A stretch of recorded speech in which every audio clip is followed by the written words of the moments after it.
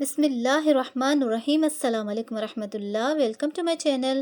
تو جی آج ہم آپ کے ساتھ شیئر کر رہے ہیں محرم اسپیشل میٹھے چونگے بنانے کی ریسیپی۔ یہ بہت ہی مزیدار ٹیسٹفل بن کے تیار ہوتے ہیں اور ٹیسٹ میں تو یہ بہت ہی لاجواب بنتے ہیں۔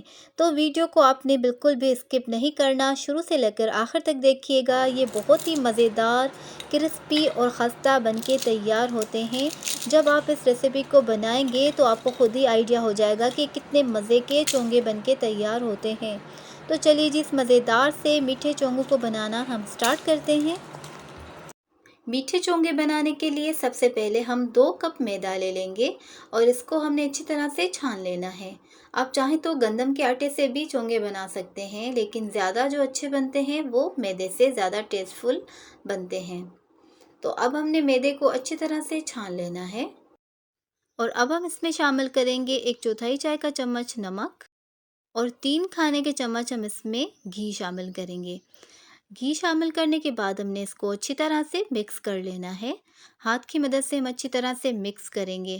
اگر ہمیں ضرورت پڑی تو پھر ہم اس میں مزید 1 کھانے کا چمچ گھی شامل کر لیں گے۔ اور گھی جو ہے وہ آپ کوئی سا بھی لے سکتے ہیں، اگر دیسی گھی ہے تو زیادہ بہتر ہے، ورنہ آپ کوئی سا بھی بناسپتی گھی بھی شامل کر سکتے ہیں۔ اب ہم نے اس کو اچھی طرح سے مکس کرنا ہے۔ اب یہ دیکھیے مکس کرنے کے بعد بھی میدا ہمارا آپس میں بائنڈ نہیں ہو رہا، تو ہم اس میں مزید 1 کھانے کا چمچ گھی شامل کر لیں گے۔ بس اس سے زیادہ ہم نے گھی اس میں شامل نہیں کرنا، اتنا پرفیکٹ ہے گھی اس کے لیے۔ تو اب ہم اس کو اچھی طرح سے مکس کر لیں گے گھی کو۔ اب یہ دیکھیے میدا ہمارا آپس میں اچھی طرح سے بائنڈ ہو رہا ہے، تو اس کا مطلب یہ ہے کہ جو ہم نے اس میں گھی شامل کیا ہے یہ 2 کپ میدے کے لیے بالکل پرفیکٹ گھی ہے، 4 کھانے کے چمچ۔ تو اب ہم اس کو پانی سے اچھی طرح سے گوندھ لیں گے۔ اور ابھی گرمیوں کا موسم ہے تو ہم آٹے کو نارمل پانی سے گوندھ لیں گے، اگر سردیوں کا موسم ہو تو پھر اپنے آٹے کو نیم گرم پانی سے گوندھ لینا ہے۔ اور آٹے کو ہم نے نہ تو زیادہ سخت رکھنا ہے اور نہ ہی زیادہ نرم، ہم نے آٹے کو بالکل نارمل سا گوندھ دینا ہے۔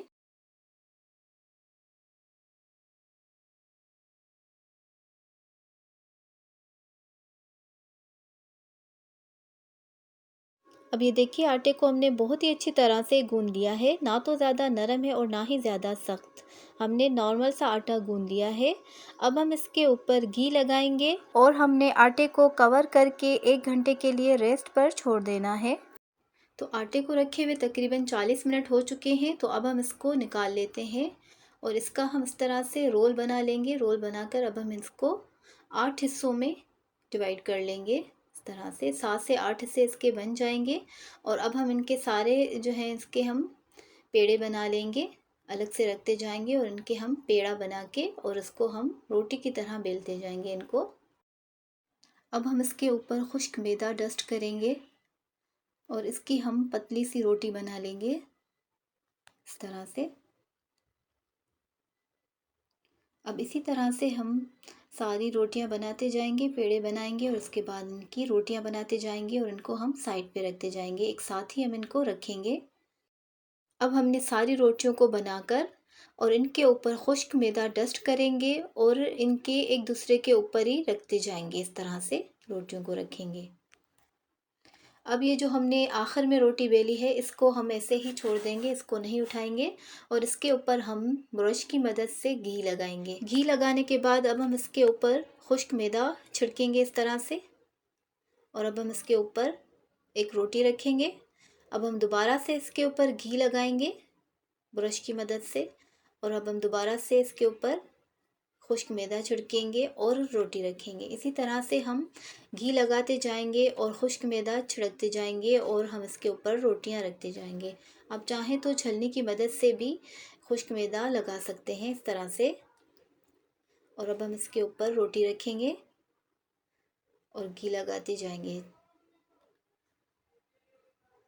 اسی طرح سے ہم ساری روٹیوں کو لگاتے جائیں گے، اسی طرح سے ہم ان کی لیئرز لگاتے جائیں گے، خشک میدا گھی لگائیں گے، خشک میدا لگائیں گے اور روٹیوں کی لیئرز لگاتے جائیں گے۔ اب ہم نے کیا کرنا ہے کہ اس کو اپنی طرف کھینچ کے اور بہت ہی ٹائٹ طریقے سے ہم اس کا رول بنائیں گے۔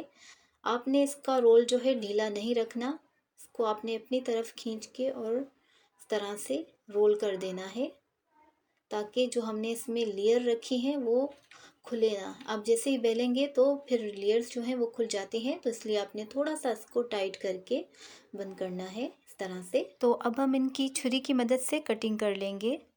थोड़ी सी एहतियात से करेंगे, हल्के हाथ से हम इनकी कटिंग करेंगे ताकि जो लेयर्स बनी है वो ख़राब ना हो। इस तरह से हमने इनका पेड़ा सही तरह कर लेना है। अब इसी तरह से हम सारी कटिंग कर लेंगे।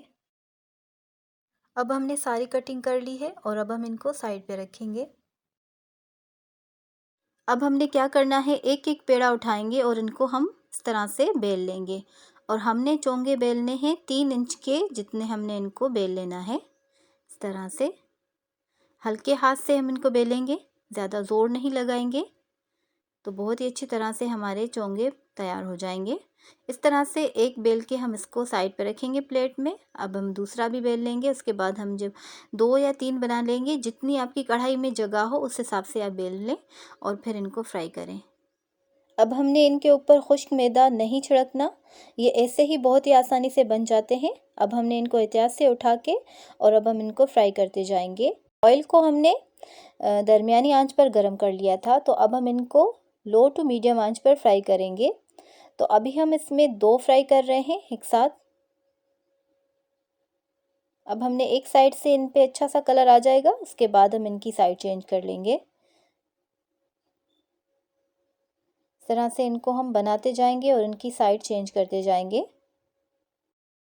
अब हमने इनको इतना पकाना है कि दोनों साइड से जब बहुत ही प्यारा खूबसूरत सा गोल्डन कलर आ जाएगा तो फिर हम इनको निकाल लेंगे। अब ये देखिए इन पे बहुत ही अच्छा सा कलर आ चुका है, तो अब हम इनको निकाल लेंगे और इनको हम एक टिश्यू पेपर फैला लेंगे ट्रे में और उन पर हम इनको रखते जाएंगे।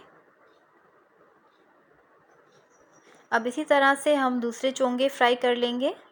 अब इनको भी हमने लो टू मीडियम आंच पर पकाना है। इस तरह से ये बहुत ही क्रिस्पी बन के तैयार होते हैं। अब जैसे ही ये फ्राई होते जाएंगे तो हमने इनको अलग रखा है और अब हम इनको फ्राई करने के बाद इनको नीम गरम शीरे में डिप करते जाएंगे और इनको हम निकालते जाएंगे। ज़्यादा देर हम इनको शीरे में नहीं रखेंगे, वरना ये बहुत ज़्यादा जल्दी मीठे हो जाते हैं, तो इतने खाने में मज़े के नहीं लगते। तो हमने नीम गरम चाशनी में इनको डालना है और इस तरह से दोनों साइड से इनको डिप करके फिर हम इनको निकालते जाएंगे। ज़्यादा हमने इनको शीरे में नहीं रखना ज़्यादा देर।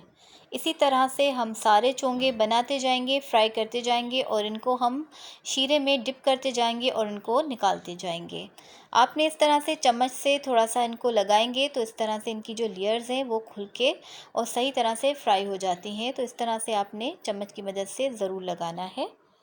तो अब ये देखिए अब चोंगे हमारे तैयार हैं। तो अब इनको हम ड्राई फ्रूट के साथ गार्निशिंग करेंगे इनकी। ड्राई फ्रूट में हमने डेसिकेटेड कोकोनट जो पिसा हुआ खोपरा होता है वो, और हमने पिस्ता, काजू, बादाम, ये सारे जो हैं ड्राई फ्रूट इनको मिला के बारीक काट लिया था। तो अब हम इनसे इनकी गार्निशिंग करेंगे। ये बहुत ही मज़े के बन के तैयार होते हैं। ये देखिए कलर भी इतना बहुत ही खूबसूरत आया है और बहुत ही क्रिस्पी बने हैं और खाने में लाजवाब बने हैं। हमारे घर में ये बहुत ही शौक़ से खाए जाते हैं और सब इनकी बहुत ज़्यादा तारीफ़ें करते हैं। जब आप इनको ख़ुद एक दफ़ा ट्राई करके आप देखिए, बहुत ही मज़े की चीज़ है, आप इनको बनाइए, बहुत ही मज़े के चोंगे बनते हैं। इनको वर की पूरी भी कहा जाता है, वर की चोंगे भी कहा जाता है और मीठे चोंगे भी कहा जाता है। तो जी अब ये देखिए मैं आपको इसका टेक्सचर दिखाती हूँ, ये कितने क्रिस्पी बने हैं। तो जी बहुत ही मज़ेदार क्रिस्पी ये बने हैं और बहुत ही देखने में ही मुंह में पानी आ जाए, ये इतने मज़े के लगते हैं। तो अपने बच्चों को बनाकर खिलाइए, अपनी फैमिली मेम्बर्स में बनाएं, सबको खिलाएं और अपनी तारीफ़ें समेटें। तो चलिए जी अब मुझे इजाज़त दीजिए, मिलते हैं नेक्स्ट वीडियो में। तब तक अपना बहुत ज़्यादा ख्याल रखिएगा और मेरे चैनल को सब्सक्राइब करना बिल्कुल भी मत भूलिएगा, लाइक भी ज़रूर कर लीजिएगा। तो अल्लाह हाफ़िज़।